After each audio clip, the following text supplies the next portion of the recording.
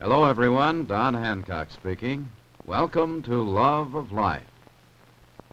Friends, if you read this remarkable article in Life magazine recently, you learned that all insecticides are not equally effective. For instance, Life says the best way to kill flies is not with DDT alone. Instead, it's an aerosol bomb which combines DDT with a special knockdown ingredient. Now, this handy black flag bomb here gives you both DDT plus aletharin, the new all-round insecticide described in Life. You just press the button and flying bugs drop dead. Get a black flag bomb today.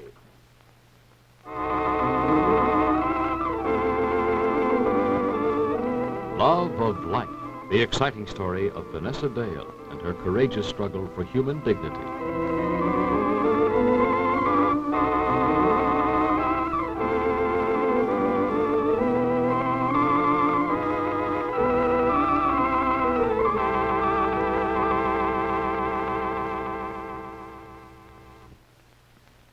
Say, Mom, when you've been out on a shopping spree and lost all track of dinner time, and you suddenly hear the voices of your menfolks outside, don't frantically try to keep your hungry family out in the cold.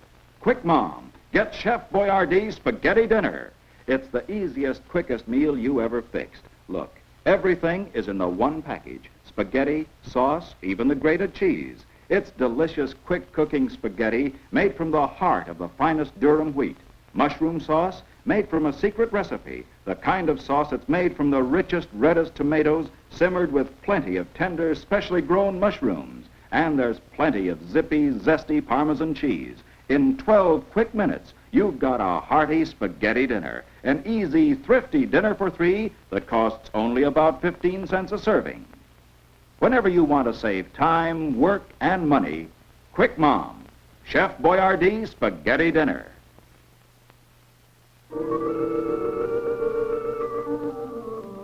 Some importance, Van. It has to do with the night that I didn't show.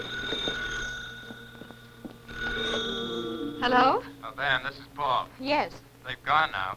Oh, I didn't mean to Van, break you up know, the you were about to tell me something that sounded pretty important just before Ellie and Alex came in Yes, here. Paul, From but the I way couldn't. you acted up here, Van, I think that you ought to get it off your chest. I think you're right, Paul. Good. Can you come upstairs right now? Yes. I'll be right there. Okay. I'll leave the door open, huh? Thanks. So long. So long. Paul Raven? Yes, it was. Look, I've got to go see him for a little while. Excuse me, will you? You certainly will, Thanks. but it... Van. Twice in one evening. That's a little bit too much. Meg, I've got to find out what's going on. I have a feeling you might not want to know, Matt. Look, Meg, you've hinted about a half a dozen times that you've got some inside information about Vanessa that you won't tell me. Now, suppose you come out in the open Look, with it, huh? don't get sore at me. I didn't stand you up tonight, Matt. Well, that's true, Meg, and I'm sorry, but Meg, your sister is... My sister what? Look, that's the girl I've asked to marry me. That's the girl that's supposed to be in love with me, and look at this. That's why I think I better stay out of it. I don't want you to stay out of it. If you know something about Van, tell me, please. Every time I open my mouth about Vanessa, somebody either secretly or openly accuses me of trying to knife her. I've learned my lesson. She behaves as if the police were after her, as if she'd committed some big crime, was afraid of being caught. Is that the way it seems to you? Now, that's what I mean. That tone of voice, as if you agreed with me, as if you knew she'd committed a crime. Is that so impossible for virtuous Vanessa, Matt? Are you implying that she has? I'm only asking if you think it's so impossible. Yes, I think it's impossible that Van could commit some bad crime. How bad is a crime before it's a bad crime, Matt? What's she done, Meg? What's happened? I'm not sure yet. Well, what do you think has happened? Forget it, Matt. How can I forget it, Meg? Look, what evidence is there?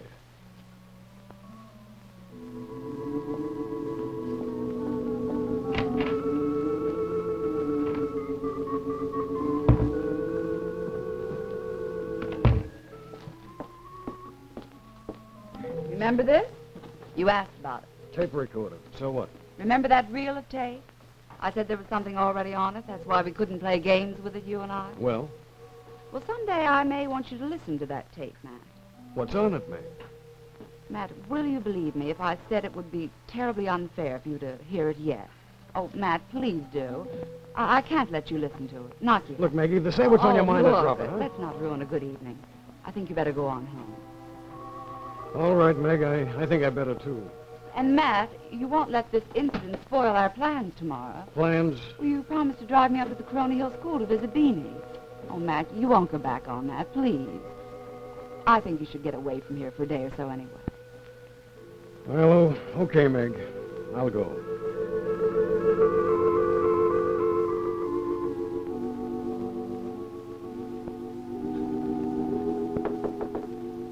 Come on in. Thanks, Paul. And thanks for calling. Well, that 1-month anniversary party for Ellie and Alex didn't last very long. They went about 5 minutes after you did. Suddenly, I don't know, everything seemed very, very dead. I know. I could feel it. Should think you could. You caused it, you know. I just couldn't stand it, Paul. I couldn't stand it. Okay, Van, take it easy, honey. I've got to talk to you, Paul. I've got to find out if you can help. All right. Well, the best thing for you to do is start right at the beginning. You know, I have no idea what you're talking about. I know. Before I begin, you've got to swear never to let anyone know about this. Oh, Van, that'd be foolish. Sorry, if you want it that way, maybe you better not tell me. Well, then I've got to tell you anyway, Paul. Paul, when Ellie was being so gay in here with Alex, the happy 1-month bride, saying things like, we're celebrating the happiest marriage in New York City, she tried to get Alex to make a toast. Remember that? Uh-huh. And Alex stumbled and fumbled, and Ellie had to make the toast for him. Yeah. She told him he should say, to my very favorite wife. That's right. And then she said, I have the advantage of freshness. No other wife of Alex Crown can make that claim. Well, not a very good joke, I know, but just a gag, Van. It would be, except that Alex Crown does have another wife. What? And if what that other wife says is true, she's his only wife. Ellie isn't married to Alex at all, and Alex is a bigamist. Van, But that's not... Van, do you realize what you just said? This means that Alex will go to jail, and Ellie... Well, it'll just ruin her for life. You suppose I don't know that? Wait a minute, Van. How do you know all this? Because his first wife, her maiden name is Jill Barstow, is trying to blackmail me for $10,000. I pay her or she tells Ellie. Van, this is absolutely fantastic. It's no fantasy. It's true, so help me. Yeah, but why you? Why did she come to you? Because she knows Ellie and Alex haven't got the money. Well, are you supposed to be so flush? No, she thought I could get it out of the business, the travel agency, somehow, or else borrow it from Meg. She knows Meg's gotten a lot of money from Charlie on account of her divorce. Boy, she sure looked into things, didn't she? Van, did she have any evidence? She has a marriage certificate from a justice of the peace. It looks real. They were married near an army camp in September 1943. Yeah? What happened after that? I don't know, except that they never saw each other after the marriage. You mean she found out that Alex married Ellie and decided now's the time to come around after 10 years? She says she lost track of him. He never wrote to her, let her know where he was. And then she saw his name as an author in a short story in a magazine. And it just happened to coincide with the time that he married Ellie, she says. What a mess. What a mess. And Ben. I don't know what to do anymore. I can't pay her the $10,000 because... Well, even if I had it, you know it wouldn't do any good. What have you done? Did you tell anybody else about this? Yes, Evans Baker.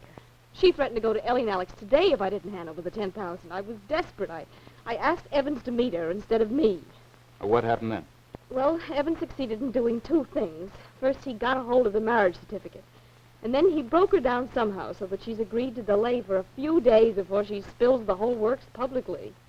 What good would that do her? She wouldn't get the money. That's right, except that Evans claims that she's sort of half mad. She thinks the $10,000's owed to her, and this isn't really blackmail. He says she's liable to spill everything just out of frustration and spite. Oh. What did Evans suggest? Do you have any ideas? He says we're beaten, Paul. He says he believes his story and that we can do nothing to stop her. Now, that's why I came to you. He said he'd done all that he could do, and I had to come to someone. Paul, I don't know what to do anymore. I don't. It's all right, honey. Take it easy now. You've had too much for one day. Besides, you can't talk to me when you're like this. Now, listen. I want you to go downstairs to your apartment, get as good night's sleep as you can, and then first thing tomorrow, we'll see what can be done. Can anything be done? Well, I don't know, Van. It looks pretty bad, but wait until tomorrow. We'll see what tomorrow brings, okay? I did, Matt. Will you try to forget us? You know I can't.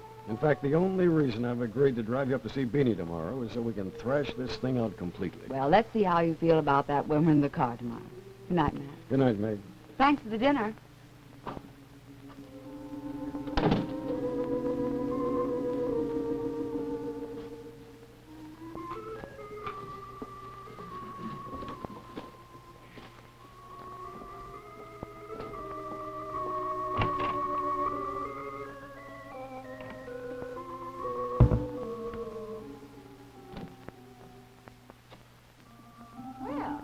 Everything all straightened out with our friend Paul Raven?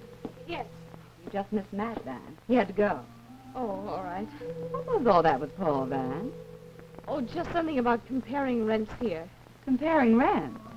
I'm terribly tired, Meg. I think I'll go to bed. Van, are you in trouble? No. You're lying, Vanessa. I'm sorry that you think so. Your voice is shaking. I'm just tired. I think you should tell me about it. Good night, Meg. It might help you in the long run. Good night, Meg. Is it what I think it is? I'll see you tomorrow. Good night.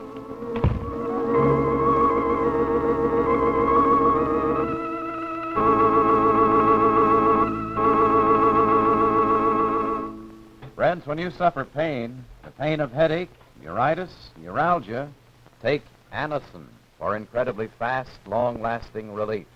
In fact, your own physician or dentist has probably already suggested Anacin to you. You see, most prescriptions given you by your family doctor contain a combination of carefully selected ingredients designed to do a specific job.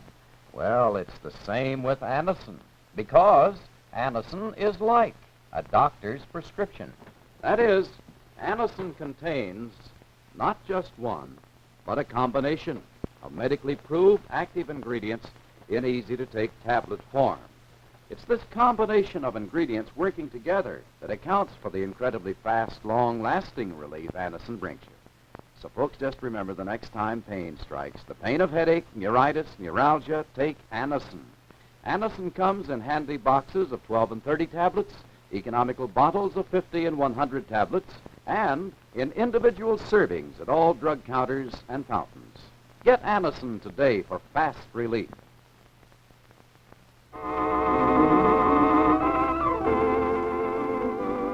Is Meg Harper honest in her attempt to find out what is bothering her sister so terribly? Or is she trying to procure the final weapon to use against her in her fight for Matt Slocum? For convinced, as a result of the tape recording given to her by Warren Nash, that Vanessa is in some kind of distasteful financial trouble, Meg altogether has missed the real struggle. When you suffer the crippling misery of muscular pain, the pain of muscular rheumatism, lumbago, or piercing backache, well, that's the time to reach for heat. The liniment that's strong, yet doesn't burn. You see, heat penetrates deep into these sore, aching muscles. It works for hours to bring wonderful, soothing comfort into these painful areas. And heat, you know, is not oily, sticky, or messy. You just brush it on with this handy applicator, and it dries in an instant. So remember, to relieve the pain of muscular rheumatism, lumbago, or backache, get heat liniment. Heat penetrates deep into sore muscles to bring you fast, soothing, comfortable relief. Don't forget, be with us again tomorrow for Love of Life. Enjoy Search for Tomorrow on the CBS television network.